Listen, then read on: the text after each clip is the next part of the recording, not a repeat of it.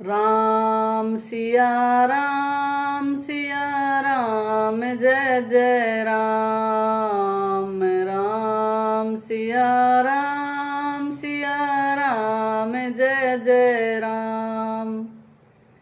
सभी को मेरा राम राम। रामचरितमानस के बाल्यकांड को आगे बढ़ाते हुए, सुनु मुनि कथा पुनीत पुरानी, जो गिरजा प्रति शंभु बखानी। विश्व विदित एक कई कई देशु, सत्य के तुतः बसई नरेशु। हे मुनि, वह पवित्र और प्राचीन कथा सुनो जो शिवजी ने पार्वती से कही थी। संसार में प्रसिद्ध एक कई कई देश है, वहां सत्यकेतु नाम का राजा रहता था। धर्म धुरंधर नीति निधाना, तेज प्रतापशील बलवाना। तेहि के भय जुगल सुत वीरा, सब गुण धाम महारण धीरा।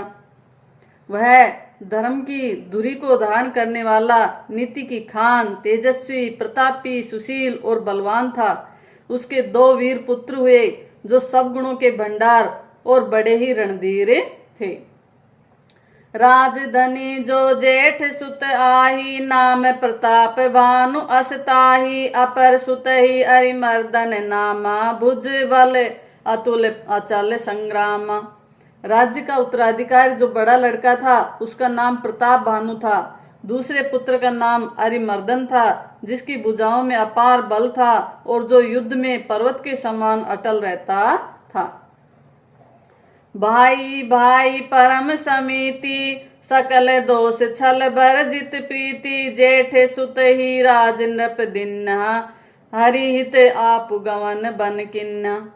भाई भाई में बड़ा मेल और सब प्रकार के दोषों और छलों से रहित प्रीति थी।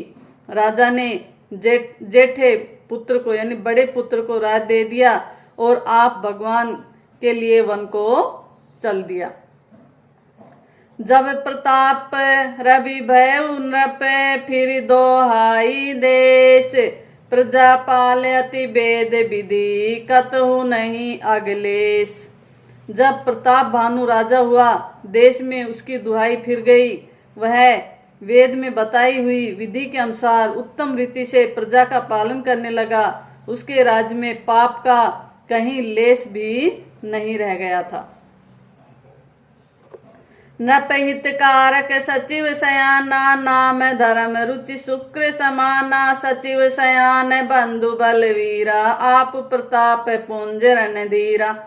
राजा का हित करने वाला और शुक्राचार्य के समान बुद्धिमान धर्मरुचि नामक उसका मंत्री था। इस प्रकार बुद्धिमान मंत्री और बलवान तथा वीर भाई के साथ ही स्वयं राजा भी बड़ा प्रतापी और रणधीर था। सेन संग चतुरंग अपारा, अमित सुबट सब समर जुझारा। सेन बिलो की राहु हरसाना, अरुबाजे गह गने निशाना।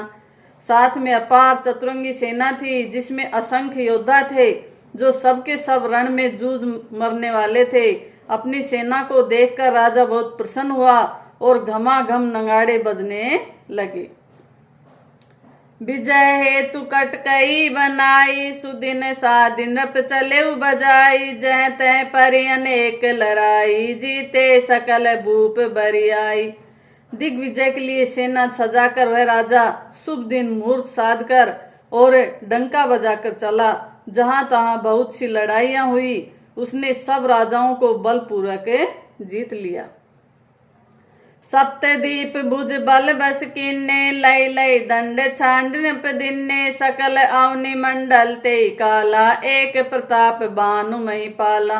अपनी भुजाओं के बल से उसने 7 द्वीपों को वश में कर लिया और राजाओं से दंड ले लेकर उन्हें छोड़ दिया। संपूर्ण पृथ्वी मंडल का उस समय प्रताप भानु ही एकमात्र राजा था, चक्रवर्ती राजा था। 100 बस विश्व करी बाहुबल, निजपुर किन्नी प्रवेशु। अरथ धर्म काम आदि सुख, सेवई समय नरेशु। संसार भर को अपनी भुजाओं के बल से वश में करके राजा ने अपने नगर में प्रवेश किया। राजा अर्थ, धर्म और काम आदि के सुखों का समयानुसार सेवन करता था। भूप प्रताप भानु बल पाई, काम धेनु भई भूमि सुहाई, सब दुख वर्जित प्रजा सुखारी, धर्मशील सुंदर नर नारी। राजा प्रताप भानु का बल पाकर भूमि सुंदर कामधेनु हो गई, प्रजा सब दुखों से रहित और सुखी थी और सभी स्त्री पुरुष सुंदर और धर्मात्मा थे।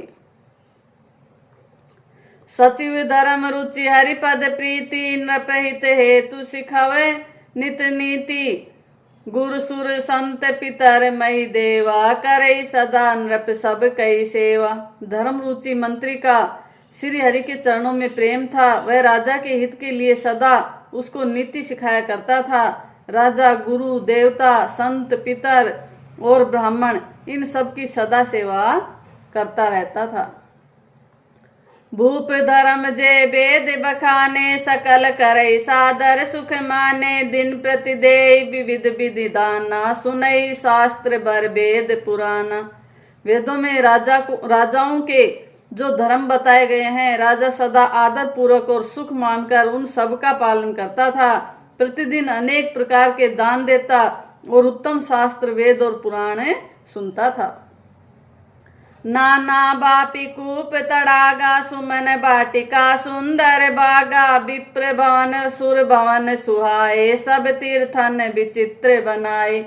उसने बहुत सी बावलियां, कुएं, तालाब, फुलवाड़ियां, सुंदर बगीचे, ब्राह्मणों के लिए घर और देवताओं के सुंदर विचित्र मंदिर सब तीर्थों में बनवाए। जह लगी कहे पुराण श्रुति, एक एक सब जाग, बार सहस्त्र सहस्त्र नृप किए सहित अनुराग।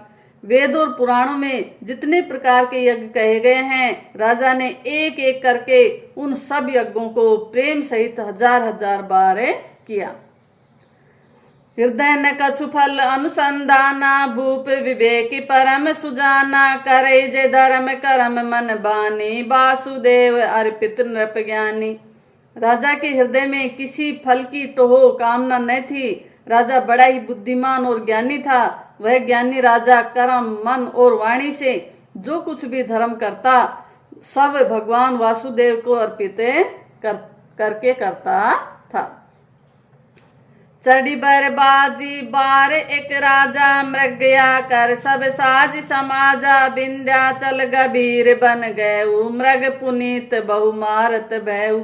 एक बार वह राजा एक अच्छे घोड़े पर सवार होकर शिकार का सब सामान सजाकर विंध्याचल के घने जंगलों में गया और वहां उसने बहुत से उत्तम उत्तम हिरण मारे। फिरत विपिन नृप दीख बराहु, जनु बन दुरेउ शशि ग्रसिराहु, बड़ बिधु नहीं समात मुख माही, मनहु क्रोध बस उगलित नाही। राजा ने वन में फिरते हुए एक सुअर को देखा। दांतों के कारण वह ऐसा दिख पड़ता था मानो चंद्रमा को ग्रस कर मुंह में पकड़कर राहु वन में आ छिपा हो। चंद्रमा बड़ा होने से उसके मुंह में समाता नहीं है और मानो क्रोधवश वह भी उसे उगलता नहीं है। कोल कराल दसन छवि गाई, तनु विशाल पीवर अधिकाई, घुरघुरात है आरऊ पाए, चकित बिलोकत कान उठाए। यह तो सुअर के भयानक दांतों की शोभा कही गई। इधर उसका शरीर भी बहुत विशाल और मोटा था। घोड़े की आहट पाकर वह गुरगुराता हुआ कान उठाए चौकन्ना होकर देख रहा था। नील महीधर शिखर समय देख विशाल बराहु, चपरि चलेऊ है सुटु की नृप, हाकिन होई निबाहु। नील पर्वत के शिखर के समान विशाल शरीर वाले उस सुअर को देखकर राजा घोड़े को चाबुक लगाकर तेजी से चला और उसने सुअर को ललकारा कि अब तेरा बचाव नहीं हो सकता। आवत देखी अधिक रव बाजी, चले बरा मरुत गति भाजी, तुरत कीन नृप सर संदाना, मही मिल गए बिलोकत बाना। अधिक शब्द कहते हुए घोड़े को अपनी तरफ आता देखकर सुअर पवन वेग से भाग चला। राजा ने तुरंत ही बाणों को धनुष पर चढ़ाया। सुअर बाण को देखते ही धरती में दुबक गया। तकी तकी तीर महिष चलावा, कर छल सुअर शरीर बचावा। प्रकटत दुरत जाई मृग भागा, ऋष बस भूप चले संग लागा। राजा तक तक कर तीर चलाता है देख देख कर, परंतु सुअर छल करके शरीर को बचा जाता है। वह पशु कभी प्रकट होता है और कभी छिपता हुआ भाग जाता है, और राजा भी क्रोध के वश उसके साथ पीछे लगा चला जाता था। गयु दूर घन गहन बराहु, जह नाहिन गज बाज निबाहु। अति अकेल बन विपुल कलेसु, तदपिन मृग मग तजई नरेसु। सुअर बहुत दूर ऐसे घने जंगल में चला गया जहाँ हाथी घोड़े का निबाह इन्हें गम नहीं था, जाना नहीं था। राजा बिल्कुल अकेला था और वन में क्लेश भी बहुत था, फिर भी राजा ने उस पशु का पीछा नहीं छोड़ा। कोल बिलो की भूप बड़ धीरा, भागी पैठे गिरी गुहा गभीरा। अगम देख नृप अति पछताई, फिरे महाबन परे बुलाई। राजा को बड़ा धैर्यवान देखकर सुअर भागकर पहाड़ी की एक गहरी गुफा में जा घुसा। उसमें जाना कठिन देखकर राजा को बहुत पछता कर लौटना पड़ा, पर उस घोर वन में वह रास्ता भूल गया। खेद खिन्ने क्षुदित त्रसित, राजा बाजी समेत। खोजत व्याकुल सरित सरे, जल बिनु भयउ अचेत। बहुत परिश्रम करने से थका हुआ और घोड़े समेत भूख प्यास से व्याकुल राजा नदी तालाब खोजता खोजता पानी बिना बेहाल हो गया। फिरत विपिन आश्रम एक देखा, तह बस नृपति कपट मुनि बेसा। जासु देश नृप लिन्नि छड़ाई, समर सेन तज गए ऊपर आई। वन में फिरते फिरते उसने एक आश्रम देखा। वहाँ कपट से मुनि का वेश बनाए एक राजा रहता था, जिसका देश राजा प्रताप भानु ने छीन लिया था और जो सेना को छोड़कर युद्ध से भाग गया था। समय प्रताप भानु कर जानी, आपन अतियस में अनुमानी। गयु न ग्रह मन बहुत गलानी, मिलान राज नृप अभिमानी। प्रताप भानु का समय अच्छे दिन जानकर और अपना कुसमय बुरे दिन अनुमान कर उसके मन में बड़ी ग्लानि हुई। इससे वह न तो घर गया और न अभिमानी होने के कारण राजा प्रताप भानु से ही मिला। ऋषिउर मारी रंक जिमि राजा, विपिन बसई तापस के साजा। तासु समीप गवन नृप किन्ना, यह प्रताप रबिते ही तब चिन्ना। दरिद्र की भांति मन ही में क्रोध को मारकर वह राजा तपस्वी के वेश में वन में रहता था। राजा उसी के पास गया। उसने तुरंत पहचान लिया कि यह प्रताप भानु है।